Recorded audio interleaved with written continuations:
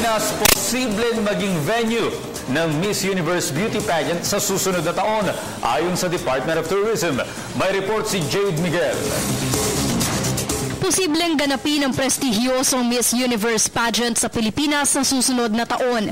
Kinumpirma ng bagong kalihim sa turismo na si Wanda Corazonteo na nakausap niya si Paula Shugart, ang presidente ng Miss Universe, na siyang nagpanukala na dito sa ating bansa mismo isagawa ang nasabing pageant. Lingid sa kaalaman ng nakararami, isa ring beauty titleist si Teo. Sa aming panayam kay Department of Tourism Undersecretary Kath De Castro, sinabi nito na magiging kapanapanabik kung sakaling matuloy ang pagsasagawa ng Miss Universe sa ating bansa, ngunit kanilang paglilinaw na kailangan muna itong aprubahan ni Pangulong Duterte. Sinasabi nila it has been long overdue for the Miss Universe nagganapin dito sa Philippines. Nagkaroon ng konting talks and hopefully if all goes well, if all becomes approved soon, dito natin gagawin ng Miss Universe sa January 29. Dagdag pa ni De Castro, isang malaking oportunidad ito sa ating bansa dahil mas makakagawa ito ng trabaho para sa ating mga kababayan.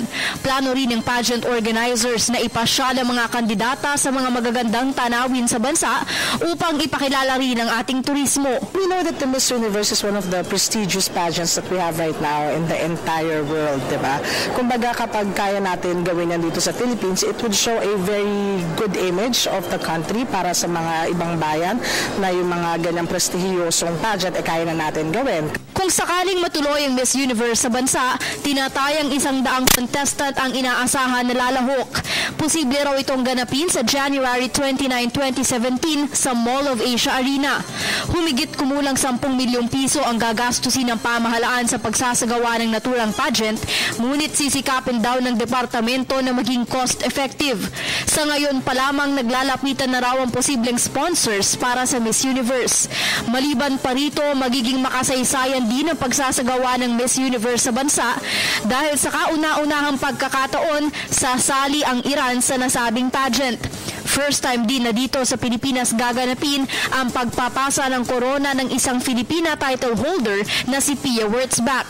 Ibang nasyon kasi ang may hawak ng corona noong ginanap dito sa ating bansa ang pageant noong mga taong 1974 at 1994. Kung sakali ito na ang magiging pangatlong pagkakataon para sa Pilipinas na maging venue ng prestigyosong beauty pageant. Para sa Telebisyon ng Bayan, Jade Miguel.